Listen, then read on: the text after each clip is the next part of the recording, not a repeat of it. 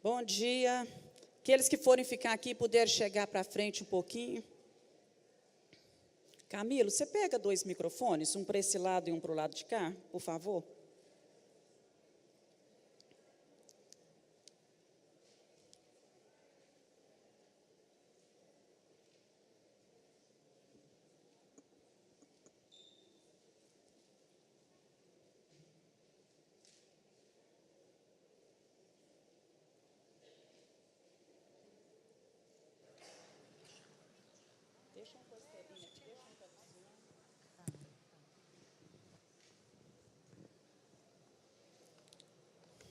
Bem, irmão, semana passada a nossa aula foi toda ali no Data Show, hoje vai ser na Folha, tá? Ficar um pouquinho diferente, nós vamos acompanhando, vamos lendo, nós temos muitos versículos para ler, então, por isso, né, eu creio que você veio à escola dominical, que com certeza você trouxe sua Bíblia. Então, abre aí sua Bíblia, e nós vamos estar hoje falando sobre o 8º mandamento, que é não furtarás, né? Semana passada foi o 7º mandamento, não adulterarás, e hoje é não furtarás, respeitando a propriedade alheia, respeitando a propriedade alheia. Então, vê aí na sua folha, qual é o objetivo da nossa aula? O que nós queremos com essa aula? Refletir sobre o perigo de ações diárias, eventualmente praticada por cristãos que ferem o mandamento bíblico e sobre a dimensão ampla que este mandamento surge. Esse é um objetivo. E demonstrar que o caminhar do cristão deve ser pautado pela honestidade, transparência, examinando as implicações representadas na quebra e na guarda do 8º mandamento. Então, guarda isso no seu coração, né? Que nós temos que sair daqui com isso aqui em mente. Então, vamos lá. 2 fatores chamam nossa atenção. Primeiro, nós estamos hoje vivendo tempos, não é, gente, de um relativismo ético muito grande. Tudo é relativo. E até mesmo entre aqueles que se dizem cristãos. Tudo é relativo. Então, as pessoas dão muito pouca importância à ideia de que aquilo que está escrito na Bíblia, aquilo que é preceito da Bíblia, que é estatuto, esteja ligado realmente ao pecado. Então, a gente vê muitas pessoas cometendo muitos erros e justificando, isso é relativo, a Bíblia não quis dizer isso, né? Então, nós vemos aqui que não furtarás chegou a ser até mesmo tema de alguns debates e algumas discussões, e nós sentimos que há um retorno, que há necessidade de ter um retorno com seriedade, temor do Senhor, para que a gente não seja muito simplista e acha que roubar é só aquilo ali, ó, pegar a carteira do outro e sair, não é? Então, esse mandamento proíbe o furto, o 8º mandamento, ele proíbe o furto, que é tomar para si algo que pertence ao outro.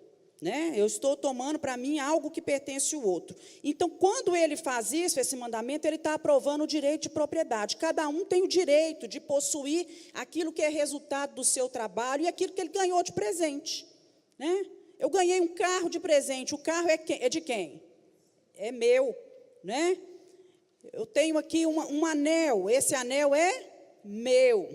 Está aqui a minha Bíblia, eu estou na igreja, essa Bíblia tem até nome, essa Bíblia é de quem? É minha. É porque ela está solta no banco que eu posso levar ela para casa? Não, ela é minha, direito de propriedade. Então, eu queria que você abrisse sua Bíblia em Êxodo 20:15 e Deuteronômio 5:19. Êxodo 20:15 é a primeira lei, Deuteronômio 5:19, Moisés escreve novamente a segunda lei.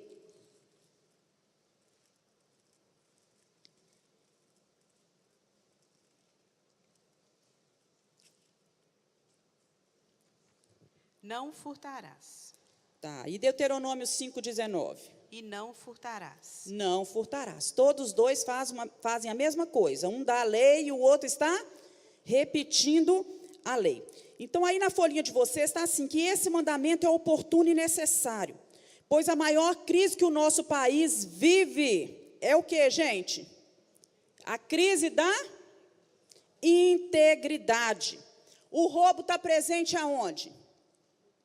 Na mais alta camada, lá no topo, até as classes mais simples, até as classes mais simples. Então, a gente vê aqui, ó, aqueles que são poderosos, né, armando assaltos aos cofres da nação pública, gente se abastecendo das riquezas que deveriam ser distribuídas com justiça e abençoar a vida do povo.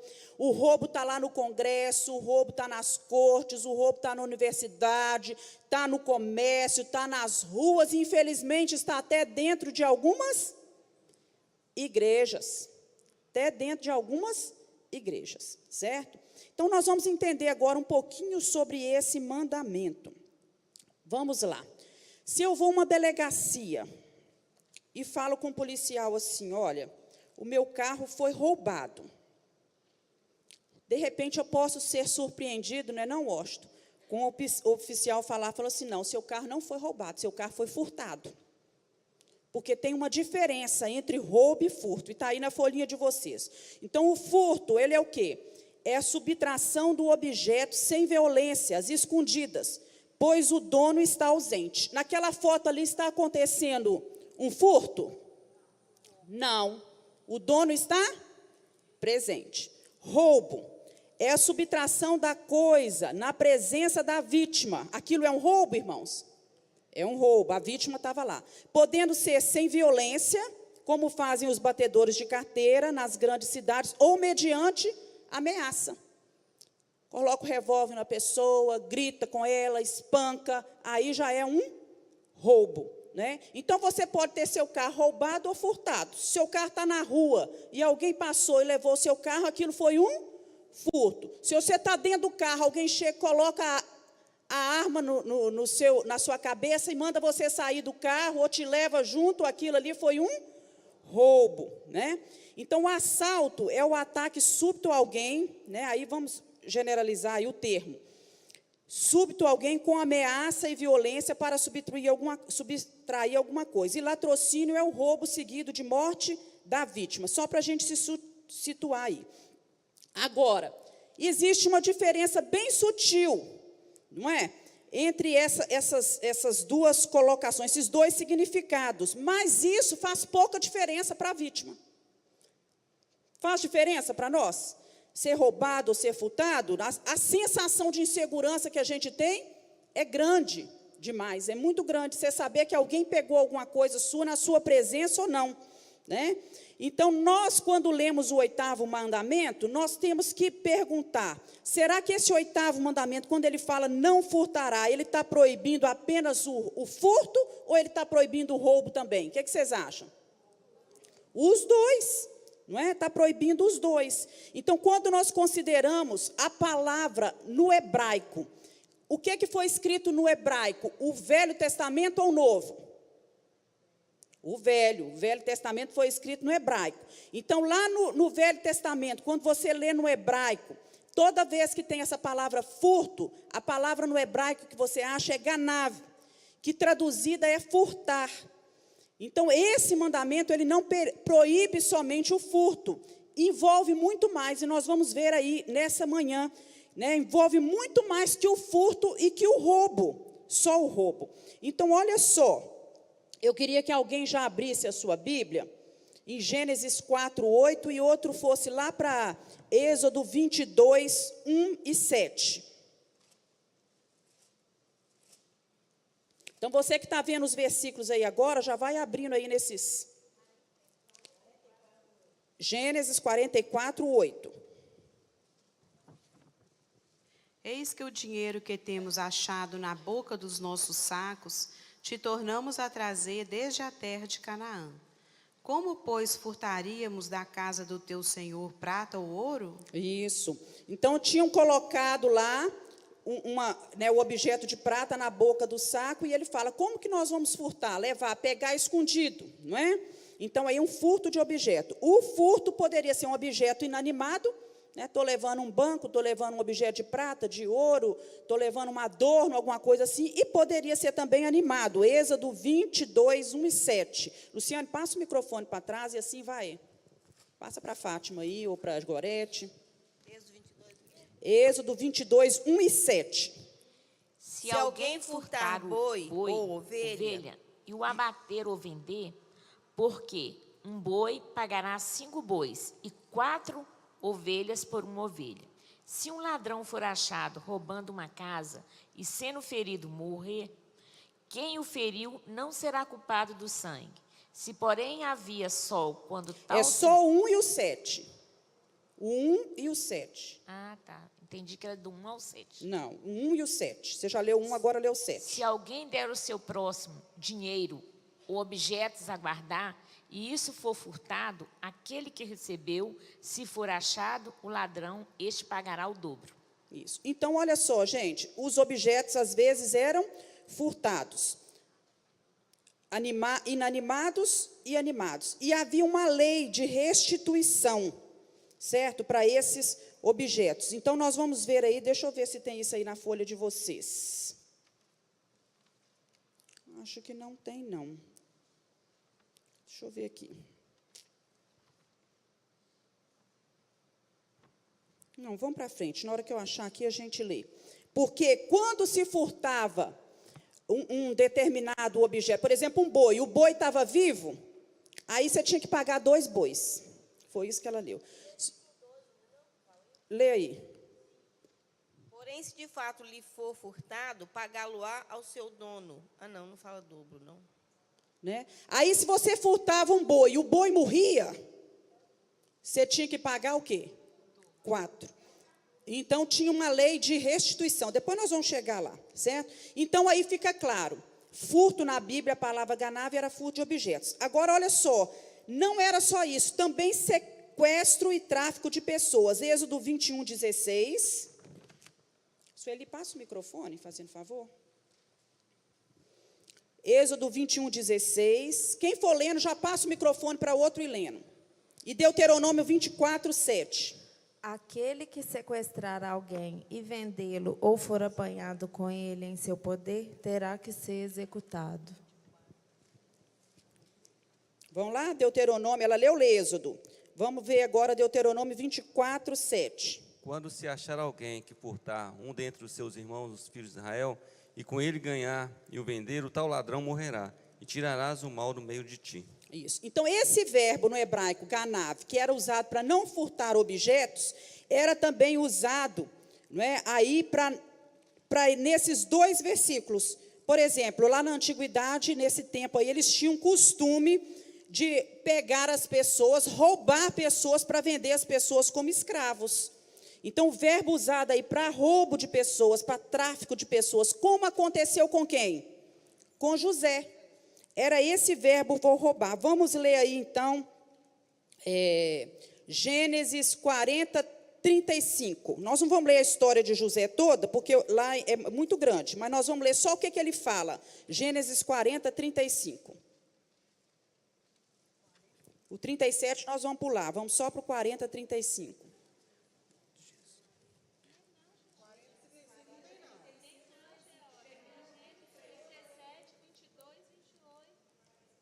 Nossa, gente, estou com a cabeça ruim. O versículo é esse aqui, ó.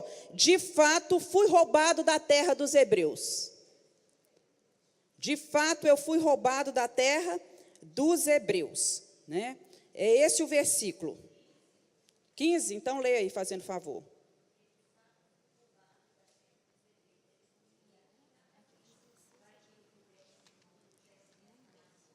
Isso, é o 15. Conserta aí, 35 não, é 15. De fato, eu fui roubado. A palavra que está aí no original é o quê?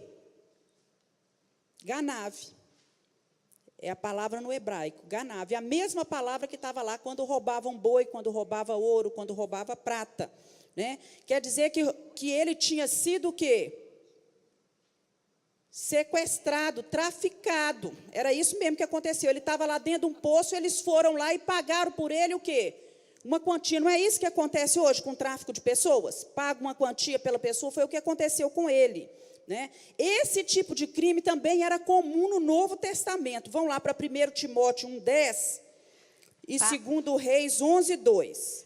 para os fornicários, para os sodomitas, para os roubadores de homens, para os mentirosos, para os perjuros e para os que, contrário à sã doutrina. Então, para os roubadores de homens, aqueles que roubam homens, que sequestram homens e traficam pessoas. Agora, vamos ler lá em 2 Reis 11, 2, até mesmo, não é, quando Jeoseba, que viu lá, né, pegou Joás, que era filho de Acasias, porque eles tinham mandado sequestrar todos os filhos do rei, e ela pega o menino Joás e sai com ele. A intenção dela era boa?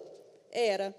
Ela quis salvar o menino, porque os irmãos dele todos tinham sido mortos. Mas, na verdade, foi um sequestro. Vamos lá, 2 Reis 11, 2. Mas Jeoseba, filha do rei Jeorão, irmã de Acasias, tomou Joás, filho de Acasias, e o furtou dentre os filhos do rei, os quais o matavam, e o pôs a ele a sua ama na recâmara, e o escondeu de Atália, e assim não o mataram. Isso. Então, o menino foi sequestrado, raptado por uma causa justa, né? Mas, com certeza, a polícia ficou atrás, né? Teve gente procurando, né? E tudo mais. Teve um levante atrás da criança e tudo, porque a criança tinha sido furtada do meio da sua família. A palavra furtar é usada no Antigo e no Novo Testamento também para se referir a roubo de pessoas, sequestro e rapto. Vamos lá, também para a palavra, é usada também para engano. Vamos ler aí Gênesis 31, 20. E esquivou-se Jacó de Labão, o arameu, porque não lhe fez saber que fugia. Isso. Então, Jacó, a palavra aí é, e esquivou-se, e Jacó logrou a Labão. As versões mais no originais falam, Jacó logrou a Labão. Isto é, tem algumas versões que falam assim, furtou o coração de Labão, enganou Labão, porque não contou para ele que ele estava fugindo, saindo. A palavra que está aí no original também é ganave, mesma palavra. Levítico 19, 11. Não furtareis, nem mentireis, nem usareis de falsidade, cada um com seu próximo. Isso, não furtareis.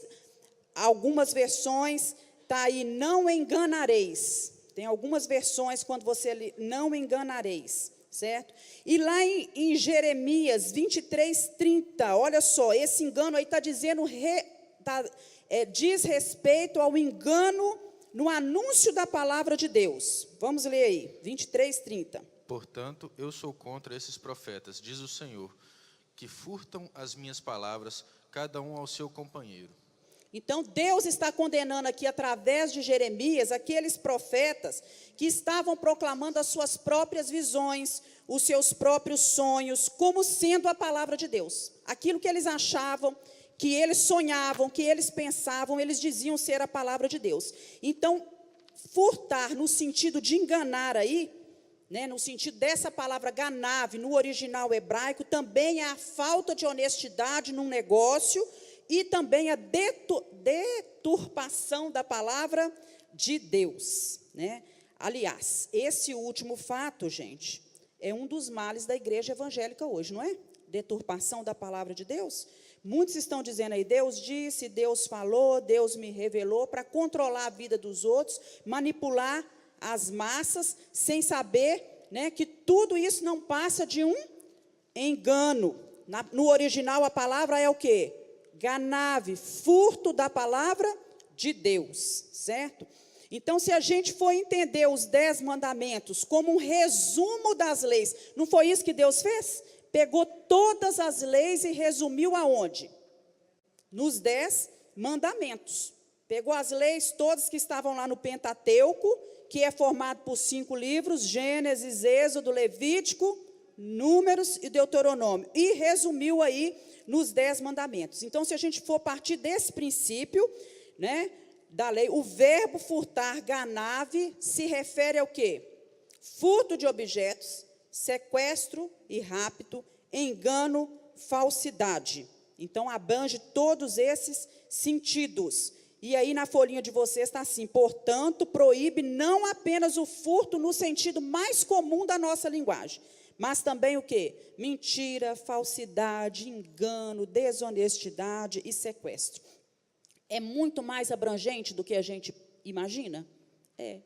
Não é só você pegar a carteira de alguém, alguma coisa, é muito mais abrangente. Por que as pessoas furtam, gente? Por que vocês acham que as pessoas furtam? Necessidade, né? Pode ser uma causa. O que mais, gente? Vício, cobiça, desejo de ter o que é do outro. O que mais? Inveja. Oi? Isso. Ganância. O que mais? Doença. Existe a doença. Como é que chama a doença? Cleptomania. Olha só, no hebraico, a palavra para furto é ganave. Mas lá no Antigo Testamento, mas quando você vai para o Novo Testamento, a palavra para furto é clepto. Daí que vem a palavra cleptomaníaco, a pessoa que tem mania de roubar, mesmo que ela não tenha necessidade daquilo. Ela passa aqui, ó, ela vê uma caneta, ela pega essa caneta, ela não tem. Ele tem milhares de canetas em casa, não é? Então, é uma doença. Preguiça. Tem gente que rouba porque tem o quê? Preguiça de trabalhar para ter o que o outro tem. Falta de caráter, tudo isso, né? Então, nós sabemos, né, que algumas vezes é muito simplista a gente falar que a pessoa está roubando porque ela é pobre. Porque tem gente que é pobre e não rouba, gente. Que é isso? Não é? Não rouba. E tem gente que tem muito dinheiro e rouba. Nós sabemos disso, né? É uma mente aí distorcida. A pessoa não tem necessidade daquilo, mas rouba. Rouba afeição, rouba tempo, né? Rouba bens materiais por meios ilegítimos, né? Também tem gente que rouba a fé dos outros, rouba a alegria dos outros, rouba a autoconfiança, o autorrespeito, os direitos das pessoas. Tem gente que rouba o direito do outro. Vamos falar, você está numa fila, e você chega, tem uma fila enorme aqui, você chega e vai lá na frente, você está roubando o quê? O direito das pessoas. Então, vai muito além do que só pensar que é isso, tirar alguma coisa de alguém. É quando envolve isso tudo, né? Vamos lá, o princípio do respeito à propriedade alheia. No Antigo Testamento, ó, é destacado nos dois, no Antigo e no Novo, né? É aí que está o versículo, gente. Ó. No caso de furto de bem material, a orientação divina como pena era restituição. Vamos lá. Êxodo 22, 4 e 1. Se aquele que roubou for achado vivo em seu poder, seja boi, jumento ou ovelha, pagará o dobro. Isso. Lê o 4 também, Zezé. É o 4 que eu li. Lê o 1, então. Se alguém furtar boi ou ovelha e o bater ou vender por um boi, pagará 5 bois e 4 ovelhas por uma ovelha. E 5 bois e 4 ovelhas por uma ovelha, não é? Então, se você furtar alguma coisa de alguém, né, você tinha que restituir. É só você pedir perdão, gente? Você tem que restituir. Peguei uma roupa com a Estelina me emprestou. Fui passar a roupa, queimei a roupa. O que eu tenho que fazer? Eu tenho que restituir ela. Peguei um livro emprestado com a pessoa, levei o livro, sumiu, está guardado na minha casa. Não sei onde ele está. Mas eu tenho que devolver esse livro? Tem. Então, eu não sei onde ele está, o que eu vou fazer? Vou comprar outro e devolver para ela. Isso é o correto, não é, gente? Isso é o certo, não é? Não preciso devolver hoje 4 livros. Dá o livro a ela, agradece, e está resolvido aí o problema. Então, vamos lá. No Antigo Testamento, o furto é uma abominação. Quem achou aí Jeremias 7, 9 e 10? Vocês pensam que podem roubar e matar, cometer adultério e jurar falsamente, queimar incenso a Baal e seguir outros deuses que vocês não conhecem, e depois vir e permanecer perante mim, neste templo que leva o meu nome, e dizer, estamos seguros para continuar com todas essas práticas repugnantes? Isso. Então, a versão no original fala assim, fomos libertados para fazer todas essas abominações, essas práticas que são repugnantes, que são abominações, que Deus repugna, que Deus abomina, né? Inclusive está aí, furtar, né? Não pagar salários justos é um furto, Levítico 19, 13. Não oprimirás o teu próximo, nem o roubarás. A paga do jornaleiro não ficará contigo até pela manhã. Isso, paga. O jornaleiro naquela época era o empregador, tá? Então, a paga do jornaleiro, do diarista, não ficará contigo até pela manhã. Não é? Tem gente que a pessoa presta um serviço para ele, e ele fica enrolando, coitado do sujeito, para pagar, que é uma coisa, né? Então, você paga. Porque se o seu irmão trabalhou, ele tem direito de receber. Paira uma maldição sobre o ladrão, Malaquias 3:5. E chegar-me-ei a vós para juízo, e serei uma testemunha veloz contra os feiticeiros, e contra os adúlteros, e contra os que juram falsamente, e contra os que defraudam o jornaleiro, e pervertem o direito da viúva, e do órfão, e do estrangeiro, e não me temem, diz o Senhor dos Exércitos. Isso, contra aqueles que roubam, defraudam o diarista em seu salário, né? A causa da viúva, perverte a causa da viúva, né? Tem uma maldição, vai a juízo. É isso que está dizendo aí. Chegar-me-ei a vós para juízo. O furto provoca a ira de Deus, Ezequiel 22, 29 e 31.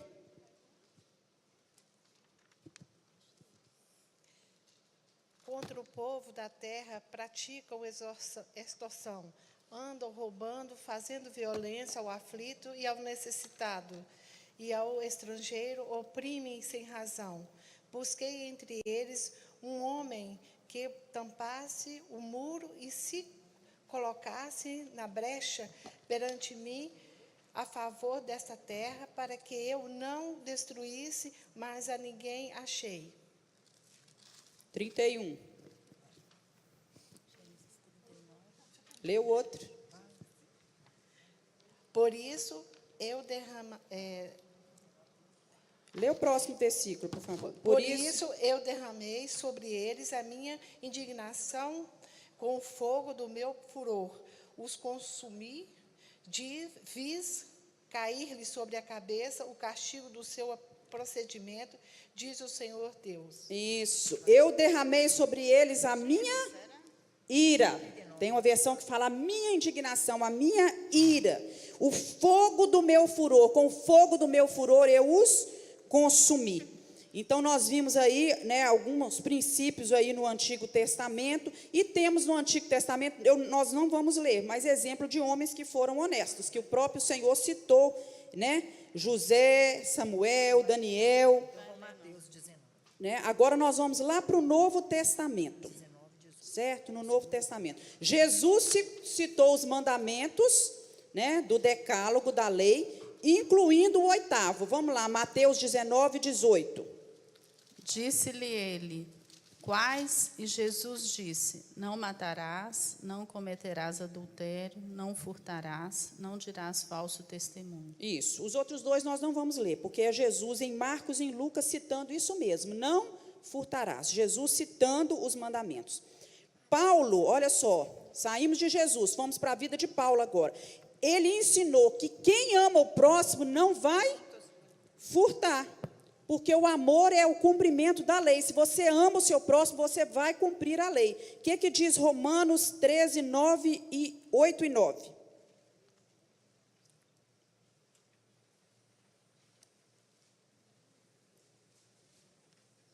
Romanos 13, 8 e 9.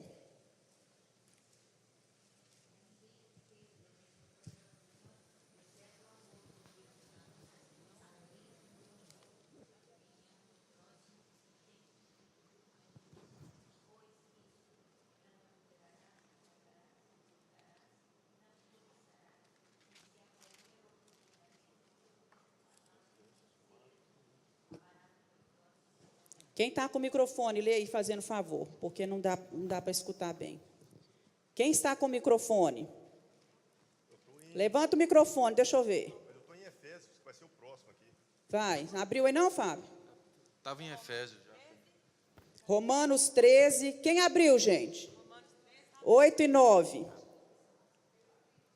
A ninguém fiqueis devendo coisa alguma, exceto o amor que vos ameis uns aos outros. Porque, Não, eu não. É esse aí? É, então vai.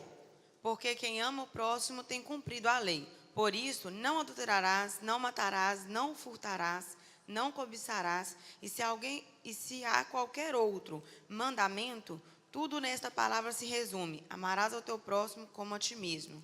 Isso. Então, o que é que Paulo fez? Né? Usou as palavras de Jesus. Tudo se resume no amor ao próximo. Então, se você ama o seu próximo, você não vai matar, você não vai adulterar, você não vai furtar, não é? Vamos lá agora, Efésios, leia aí o Washington. Quem roubava, que não roube mais. Porém, comece a trabalhar a fim de viver honestamente e poder ajudar os pobres. Isso, olha que coisa linda. O que é que Paulo está falando aqui? Que se antes de convertido uma pessoa tinha o hábito de roubar, agora que ele se tornou um crente, ele tem que ter um novo estilo de vida. Ele tem que ser diferente, fazer mudanças. Voltando-se para o trabalho honesto, não é? Ganhando a vida com o próprio suor do seu rosto. Então, aquele que furtava, não furte mais. O roubo e o ócio andam juntos, meus irmãos? Andam juntos, sim. Então, a instrução de Paulo aqui para nós, vira a folha aí que está escrito isso aí. Não era só para você parar, para a pessoa parar de roubar, não, mas era também para ela começar a trabalhar. Antes, trabalhe.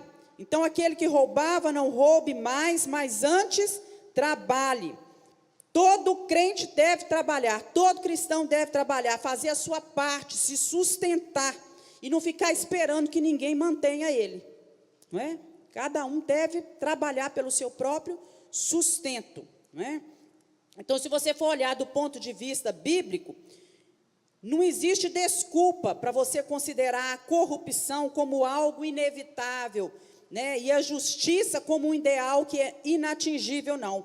Honestidade e justiça são realidades que nós, os cristãos, precisamos defender e praticar. Paulo vai falar acerca dessa verdade, não é? Abre aí em 1 Pedro 2, 12, e depois 1 Pedro 4, 15. Tendo o vosso viver honesto entre os gentios, para que naquilo em que falam mal de vós, como de malfeitores, glorifiquem a Deus no dia da visitação, pelas boas obras que em vós observem. Como é que tem que ser o nosso viver diário? Honesto. Honesto diante dos homens, entre os gentios. Os gentios eram quem? Aqueles que não serviam a Deus, aqueles que ainda não tinham se convertido a Jesus, aqueles que não eram dos judeus, não é? Então, entre esse povo, eles tinham que ser honestos, e a palavra é a mesma que serve para nós. Vamos lá, 1 Pedro 4,15. Que nenhum de vós padeça como homicida, ou ladrão, ou malfeitor, ou como que se entremete em negócios alheios. Ô, gente, que nenhum de vocês venha padecer, sofrer, ser preso, não é? Porque você é um homicida, ou você é um ladrão, ou um malfeitor, né? Ou se intromete em negócios alheios. Mas se você sofre, que sofra por ser um cristão, e não se envergonhe disso. É isso que ele está falando aí, não é? Por fim, olha só, ele é contundente aí em dizer que aqueles que praticam furto não vão herdar o reino dos céus. Vamos abrir a Bíblia em 1 Coríntios 6:10 e Apocalipse 21:27? 1 Coríntios 6:10. Os ladrões, os avarentos, os bêbados, os caluniadores e os assaltantes não terão parte no reino de Deus. Isso, está muito claro. Apocalipse 21:27.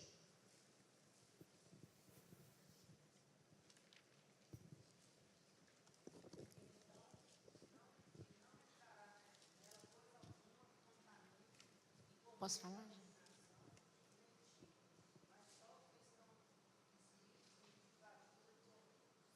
Isso. Alguém que está com o microfone, leia, por favor. Nela nunca jamais penetrará coisa alguma contaminada, nem o que pratica abominação e mentira, mas somente os inscritos no livro da vida do Cordeiro. Isso. Tem uma versão que fala justamente também sobre esse fato do roubo. Agora, vamos lá, algumas advertências para nós. Algumas advertências. Vocês estão vendo como é que a Bíblia está repleta de versículos falando sobre isso? Nós vamos ver aí algumas coisas importantes, porque o mandamento ele é amplo, né? Dificilmente existe uma ofensa maior para uma pessoa do que você falar que ela é um ladrão. Você falar, você é um ladrão, todo mundo fica o quê? Ofendido, não fica? Se sente ofendido, né? E hoje nós vamos refletir um pouquinho, se muitas vezes, né, a gente não está agindo como tal, né, não está roubando, né, e que a gente possa tomar algumas decisões, posições sensatas e sérias diante de Deus. Essa falta de honestidade nos negócios, na vida social, nos relacionamentos, ela vai rompendo o vínculo que mantém a comunidade unida, uma casa unida, uma igreja unida, e vai resultando, né, em caos, em injustiça. É isso que vai criando, essa falta de impunidade, né, vai criando esse senso de que não há justiça e vai criando caos. Então, vamos ver algumas preocupações que nós temos que ter. Quem está com o microfone aí, leia o número 1 para mim, fazendo favor. Número 1, advertências para os cristãos. Respeite a propriedade patrimonial do outro. O que é do seu poder ser do outro. O que é seu pode ser do outro, mas o que é do outro só pode ser seu, se você o receber. Se achou algo, devolva. Faça tudo o que estiver ao seu alcance para devolver. Se pegou emprestado, dinheiro, livro ou cadeira, devolva. Se comprou, pague. Isso. O que é meu pode ser do outro, porque eu posso dar para ele, né? Agora, o que do outro é dele. Só pode ser meu até o momento que ele me dê, certo? E aqui no Brasil, vocês já viram que quando uma pessoa devolve alguma coisa que achou e tudo, vai até para os noticiários? Isso deveria ser uma coisa o quê? Normal. Eu achei uma carteira, está recheada de dinheiro. É meu? Não. Então, o que eu tenho que fazer? Procurar o dono. Quase sempre quem recebe uma carteira que foi perdida ou que foi roubada, recebe ela o quê? Vazia, né? Vazia. E a gente acha ainda uma vantagem enorme quando você ainda reaver os seus documentos, né?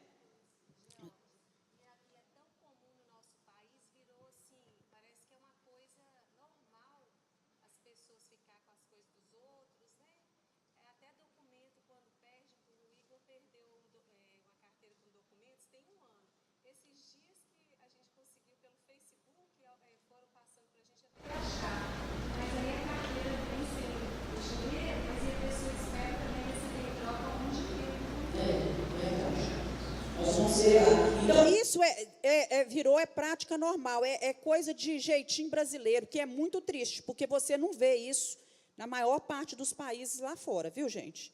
Não vê, não. Você perde uma coisa, você deixa, você pode ir lá, um parque enorme, e se acontecer de você não reaver, meu irmão, você pode saber que foi o quê? Turista. Foi turista que fez aquilo, que achou e não devolveu. Hã? Achado não é roubado, mas se você ficar com o que você achou, né, é roubado. Então, se você achou algo, você vai devolver, não é? Você vai devolver. Aqui na igreja mesmo, vamos trazer aqui para a nossa realidade. Tem muita gente que deixa a Bíblia aqui, esquece a Bíblia, depois volta. Não encontra a Bíblia nunca mais. Porque um irmão chegou, não trouxe Bíblia, aí passou ali na recepção, pegou uma Bíblia. Ah, vou para o culto, estou sem Bíblia, vou pegar a Bíblia do fulano de tal e entra para dentro da igreja. Aí ele vai embora com a Bíblia. Aí ele guarda a Bíblia lá na casa dele, fica com aquela Bíblia lá, esquecida lá. Tudo. Irmãos, isso está errado. Isso é roubo. Você pegou uma Bíblia que não era sua e levou para casa. Aquela Bíblia era sua? Não. Aí vocês estão entendendo o desleixo, a falta de preocupação em saber que aquela coisa não é sua, mas está na sua casa. Você levou por engano. Foi por engano? Foi. Por esquecimento? Foi. Mas você deveria ter trazido para poder devolver a pessoa. Ou então deixar no lugar onde você encontrou, que a pessoa vai procurar a sua Bíblia. Né? E muitos chegam, às vezes, na igreja, esquece coisas de valor, celular, isso, aquilo, não sei o quê, e chega no outro dia, 2, 3 dias depois, e às vezes quer que a gente que trabalha aqui dê conta. Mas você pode deixar um celular no banco e, de repente, quem está sentado do seu lado, ou por perto, ou que passou e que viu, ainda precisa ser trabalhado essa área do caráter dele. Não é, gente? Ele está aqui para ser trabalhado. Às vezes ele tinha até esse hábito, às vezes é um doente, não é? Então você, por favor, procure organizar e cuidar das suas coisas no banco. Tem algumas igrejas que eles, grandes demais, na capital e tudo, que eles orientam as pessoas, até na hora que vá levar dízimos e ofertas, levar a sua bolsa e os seus pertences. Porque tem milhares de pessoas dentro da igreja. Vocês acham que entram ladrões dentro da igreja para roubar o povo? Claro que entra. Povo confiado, amoroso, que acha que todo mundo que está ali é irmão, que pode deixar. Não, não é? Então, a gente tem que tomar cuidado com essas coisas. E aprender, o que é do outro, o que é meu, é meu. Não é meu, então eu vou devolver. Devemos ser honestos aos nossos relacionamentos comerciais. Então, aí está assim, não corrompa. O que quer dizer isso, gente? Não corromper.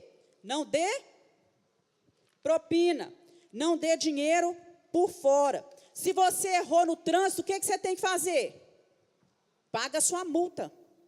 E a gente vê uma série de cristãos que errou, que fez errado, e aí fica correndo atrás do irmão que está na igreja, que é advogado, que é isso e aquilo, para o irmão ficar lá batalhando, tirando a multa dele, sendo que ele fez o quê? Fez errado. Olha que situação que você está colocando o seu irmão, que é advogado. Né? Que ele vai lá, vai fazer o quê? Você errou, vai alegar o quê? Então, se você errou, recebeu uma multa, paga a sua multa. Não tente subornar o guarda. Não, irmão Mostra? Não tente subornar o guarda. Muita gente tenta, dá um dinheirinho, né? Infelizmente, tem alguns que aceitam, porque eles se deixam corromper. Então, você não aceite dinheiro por fora, não faça favores em troca de dinheiro, não queira levar vantagem sempre, porque muitas vezes a gente critica a corrupção dos outros, especialmente a dos políticos, a dos empresários. Mas a gente, se for colocado na balança, muitas vezes nós vamos ser achados o quê? Em falta, por determinadas situações, não é? Então, nós devemos ter uma vida sem dívida, dever só o amor para as pessoas, como nós lemos.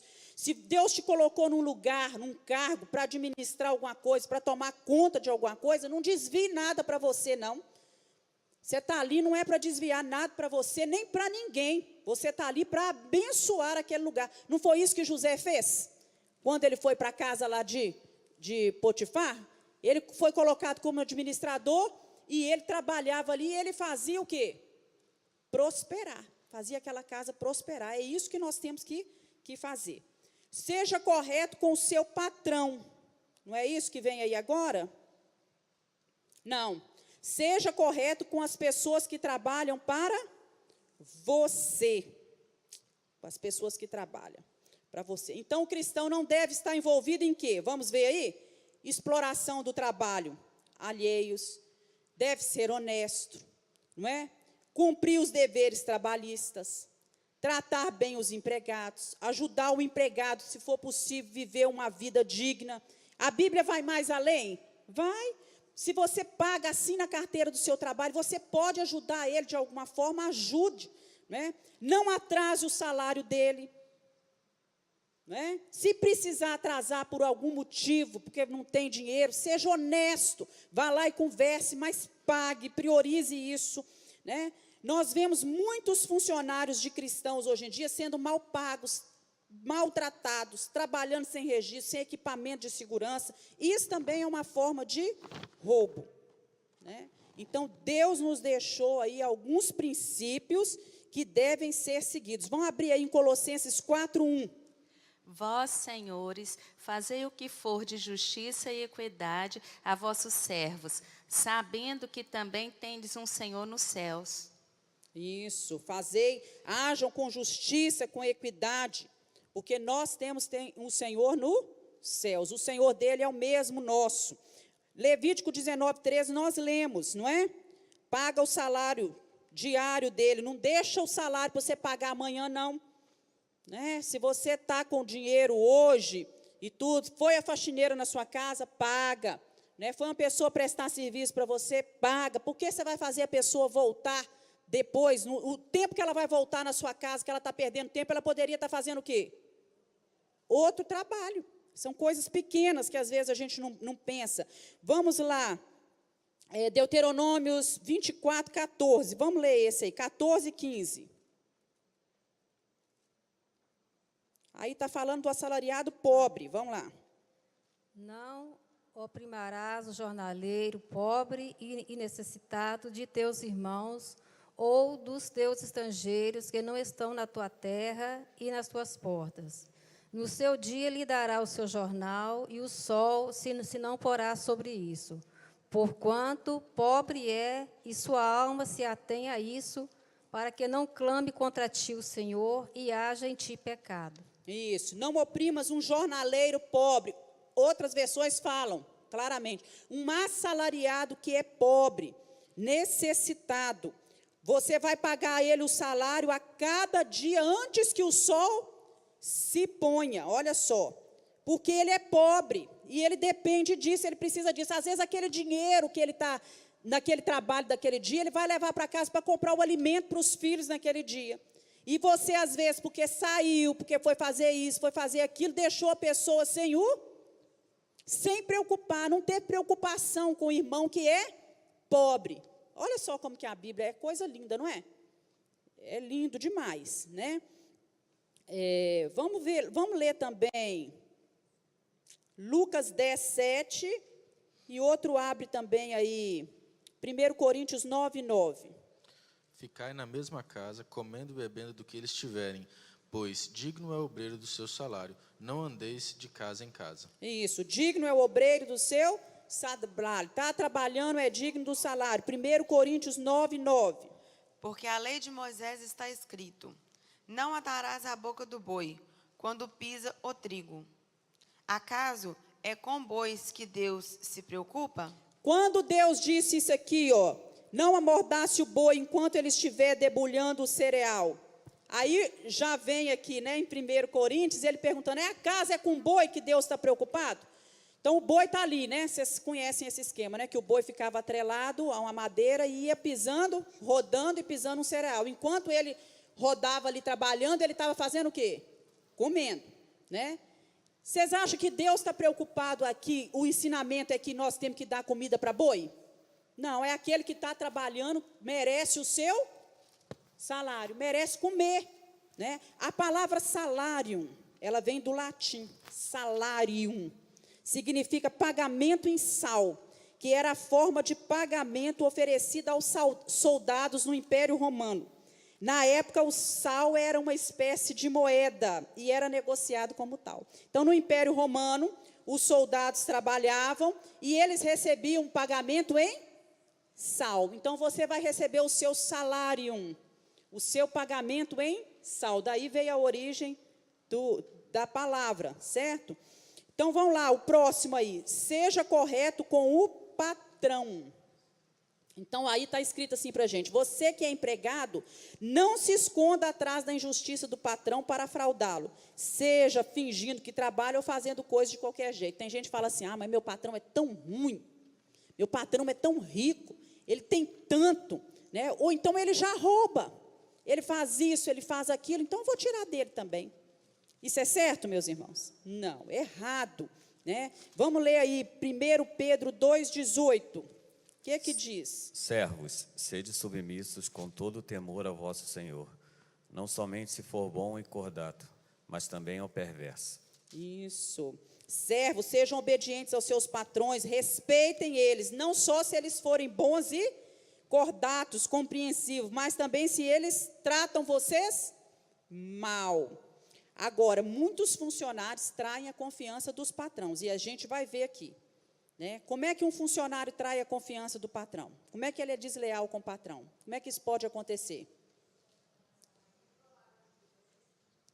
Não trabalha direito, finge que trabalha, finge que está doente, vai no posto pedir atestado não sei quantas vezes por mês, está defraudando o patrão? Tá, não é? Finge que trabalha, fica no WhatsApp o tempo inteiro no horário de trabalho, né? Postando coisas no Facebook, não é assim, gente? O que mais? Não cumpre o horário, chega atrasado, sai mais cedo, faz serviço o quê? Mal feito, não é assim? Aqui, deixa eu ver o que mais que eu coloquei aqui.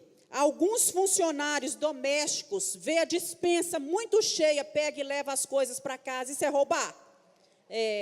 Né? Seria melhor, se está passando necessidade, chegar para o patrão e pedir. Eu creio que ninguém teria dificuldade em dar, né?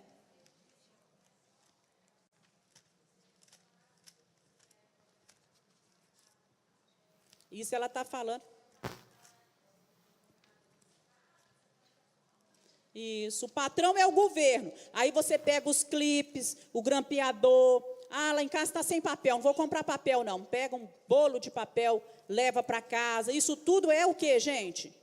Roubo. Fica usando a internet, o telefone, né? Vai para o cafezinho, demora toda a vida no cafezinho, não é? Aqui outra coisa que eu coloquei aqui. Vai para o serviço, mas no serviço ele fica cuidando dos interesses dele. Ah, eu estou lendo um livro tão bom, vou sentar, vou acabar de ler meu livro, não é? Ou então eu estou na faculdade, tenho que preparar alguma coisa hoje, senta lá e o quê? Vai fazer o quê? Vai fazer o seu trabalho, a sua obrigação que ele deveria ter feito em casa. Então, tudo isso é o quê? É roubo.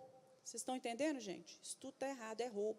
São pequenas coisas que, às vezes, a gente critica aqueles que estão cometendo grandes roubos visíveis, né, aos olhos de todos, mas a gente está, às vezes, fazendo, né, algumas coisas que também não deveriam ser feitas, né?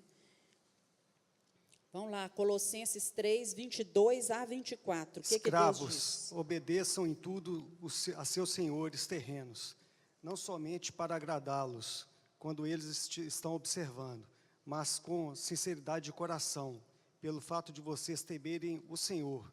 Tudo que fizerem, façam de todo o coração, como para o Senhor e não para os homens, sabendo que receberão do Senhor a recompensa da herança. E a Cristo, o Senhor que vocês estão servindo. Isso, olha que coisa séria. Servos, né? Os servos naquela época. Engraçado, quando a gente fala escravo, a gente tem mania de pensar só na escravidão do Brasil, vamos dizer assim, né? Que era uma classe negra e pobre. Mas nessa época aqui, os escravos não eram assim. Olha só, os escravos eram pessoas.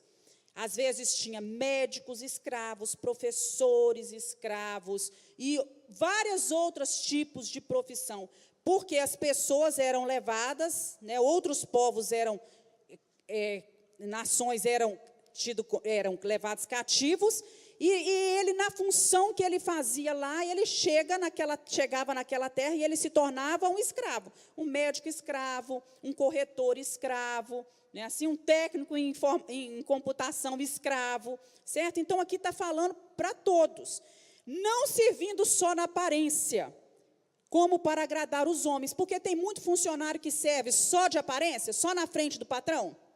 Na frente do patrão ele é um, mas por trás ele é outro. O patrão sai, ele pronto, ó, já pega as coisas que estão ali na gaveta e começa a fazer outra coisa, não é? E enganando o patrão.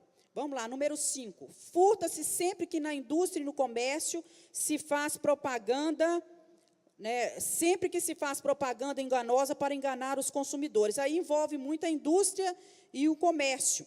Vamos supor, eu prometo um determinado serviço, aí eu entrego o serviço totalmente inferior àquilo que eu prometi. Está errado isso? Tá, furtando.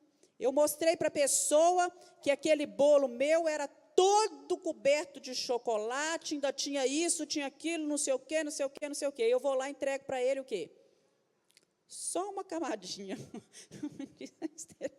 Só uma camadinha. São as coisas pequenas, meus irmãos, né? Que está lesando o consumidor, está lesando a pessoa. O comércio, né, vai majorando os preços para ter lucros maiores. Deus abomina isso. Balança enganosa, Deus reprova. Né? Peso falso. Vai ensacar um negócio, em vez de pôr 1 quilo, põe 950 gramas. Está roubando? Tá errado. Né? Vai congelar um frango, injeta um monte de água no frango. Você descongela o frango tinha 1,5 kg, volta a ter 1,2 kg.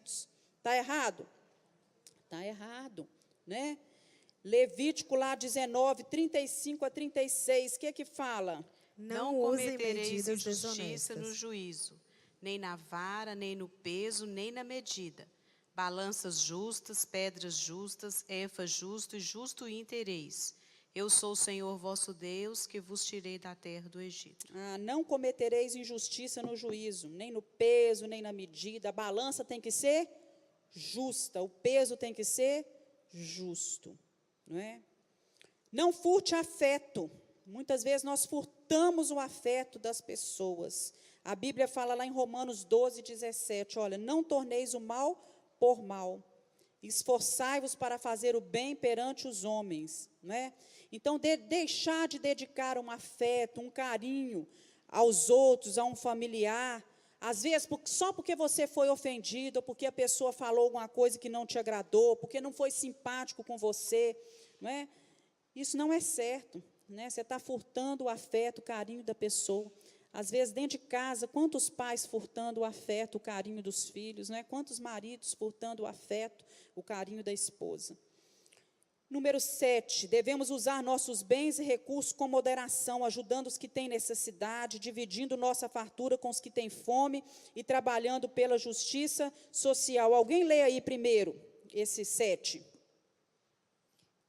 Devemos usar nossos bens e recursos com moderação, ajudando os que têm necessidade, dividindo nossa fartura com os que têm fome e trabalhando pela justiça social. Segundo a Bíblia, essa disposição deve começar pelos da família da fé, mas deve chegar a todos que estão ao redor. O exemplo do bom samaritano nos chama a atenção ao dever solidário para com os que passam dificuldades. Nessa história, estão claramente demonstrados 3 modos de se encarar os bens. Pode ler o primeiro. A história do bom samaritano todo mundo conhece, não conhece? Um homem que estava caído no caminho, e vamos lá. Primeiro, o pensamento dos ladrões. O que pertence ao meu próximo, pertence a mim, e vou tomá-lo. Retrata o roubo agressivo, efetuado pelo ladrão e os outros do mesmo tipo. Nessa categoria, entregam-se também as pessoas que vivem acima de suas posses ou contrair uma dívida sem ter possibilidade de a pagar devidamente. Isso. Então, olha só, o homem estava indo pelo caminho, de repente vieram os ladrões, ele estava lá com seus bens, o ladrão pensou o quê? O que é dele é meu, eu vou tomar, eu quero isso para mim. Então, aí nós temos aí o primeiro modo de encarar os bens, eu vou tirar dele. Agora, a pessoa, aí coloca para a gente assim, a pessoa não tem condições, ela sabe que ela não tem condições de pagar um determinado objeto, uma coisa. Aí ela vai lá na loja e compra. Ela já sabe que ela vai ficar devendo e que não vai pagar, que ela vai dar prejuízo naquela pessoa. Vai lá e compra uma quantidade de roupa. Leva para casa as roupas. Ela sabe que ela não vai pagar. Está certo isso, meus irmãos? Isso é o quê? Isso é roubo. Ela já sabe que ela não vai pagar. Não é? Vive acima das suas posses. Sabe que não tem condições de pagar. E compra as coisas, dá prejuízo aos outros, que às vezes está tentando sobreviver, viver uma vida honesta. Ela leva as coisas para casa e não paga. Se quiser receber, entra na justiça. não é? E aí sabe que as coisas são morosas, que demora e tudo, e assim vai dando prejuízo. Vive assim. Há cristãos que vivem assim, dando prejuízo para um, dando prejuízo para outro, e às vezes aos próprios irmãos que estão dentro da igreja. Segundo, vamos lá, quem está com o microfone aí, lê. Segundo, roubamos não apenas quando tomamos alguma coisa de outrem, mas também quando retemos o que deveríamos dar ao próximo. O pensamento básico do sacerdote e do levita mencionados na história do bom samaritano é: o que me pertence é meu e eu o conservarei comigo. Nesta vida existe muito homem caixão. Na sua existência só cabe ele e mais ninguém. Isso, só cabe ele e mais ninguém. Economizar é uma virtude, mas é uma virtude muito perigosa. Cada moeda que a gente ganha traz com a gente um dever correspondente.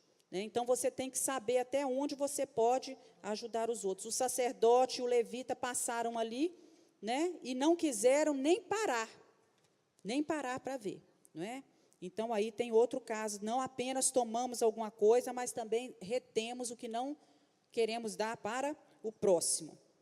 Terceiro, quem está aí com o microfone? O bom samaritano viu a necessidade do seu irmão e o seu pensamento foi: o que me pertence, pertence a outros, e vou dar a quem quiser. Isso, então nós temos aí da quem precisar. Eu vou dar para quem está precisando. 3 tipos de pensamentos, diante de uma situação que a gente precisa pensar. E, por último, para terminar, que diz aí: devolva a Deus parte daquilo que Ele lhe deu. Está se tratando o que aqui? Dízimos e ofertas. O que diz Malaquias 3:8? Vamos ler aí, gente? Está aí.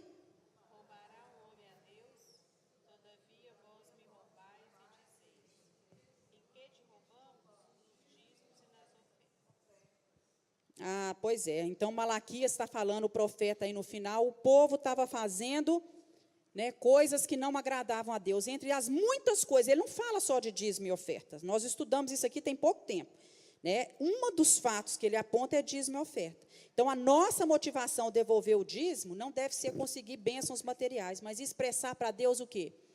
A nossa gratidão, a nossa obediência, a nossa adoração. Porque Deus não faz troca com ninguém, Dízimo e oferta serve para tirar o egoísmo do nosso coração, nos ajuda a colocar a nossa confiança não no dinheiro, mas em Deus, Se nós confiarmos no Senhor, pedirmos a ajuda do Senhor, Deus vai nos dar mais sabedoria para poder administrar aquilo que Ele deixa nas nossas mãos. O dízimo era para os levitas e para os sacerdotes? O povo levava o dízimo para quem? Para o Senhor. Hoje a gente dá dízimo é para pastor? Não, a gente entrega o dízimo na igreja para ser administrado pelos pastores. Muitas igrejas, a maior parte da igreja nem é o pastor que administra, tem pessoas próprias que estão administrando, não é? Mas é para quê? Para o Senhor. Nós estamos entregando para o Senhor. Não é? Então, nós precisamos tomar cuidado, porque ele deixa claro lá que muitas vezes nós estamos falhando nessa parte, não estamos sendo dizimistas, não estamos trazendo o nosso dízimo à casa do Senhor, e às vezes estamos apontando o dedo para outro que está roubando, mas nós estamos roubando a Deus, não trazendo a Ele os nossos dízimos e as nossas ofertas. Amém, irmãos? Vamos orar? Está em cima do nosso horário. Alguém quer colocar alguma coisa? De Deus não tem jeito de furtar, De Deus não tem jeito de furtar, é só roubar. Verdade. Verdade. Vamos nos colocar de pé, enquanto o pessoal do louvor já toma seu lugar. Queria que você fechasse os seus olhos, pedisse a Deus: Deus, me dá compromisso com a honestidade. Dá compromisso, Senhor. Nos ajuda a ser pessoas honrosas, de boa reputação, pessoas que zelam pelas coisas do Senhor, zelam pelo bem do próximo, pelos nossos próprios bens. Deus, tem misericórdia de nós. Muitas vezes apontamos o dedo para o outro, Senhor, e esquecemos, deixamos de olhar coisas que às vezes são pequenas aos olhos das pessoas e diante dessa sociedade nossa, mas que para Deus entristecem o coração do Senhor. Abre os nossos olhos espirituais. Nos ajuda a entender, Senhor, o que nós precisamos fazer, aquilo que nós precisamos melhorar, consertar na nossa vida. Oh, Pai, em nome de Jesus, não nos deixe roubar a fé, a alegria, a salvação das pessoas, muitas vezes com o nosso mau testemunho, o nosso jeito de portar, nós estamos roubando das pessoas a oportunidade de ser salvo. Deus, tem misericórdia de nós, nos dá um viver íntegro, reto diante do Senhor. Que o Senhor possa olhar para nós, como o Senhor disse de Jó e de outros servos. Olha, viste lá na terra o meu servo, homem íntegro, reto, temente a Deus, honesto, que se desvia do mal. Oh Deus, que as nossas mãos possam tocar nas coisas somente para ser bênção, em nome de Jesus. Abre os nossos olhos, nos ajuda, Senhor, a restituir aquilo que temos defraudado a alguém. Em nome de Jesus nós oramos. Amém. Deus abençoe sua vida.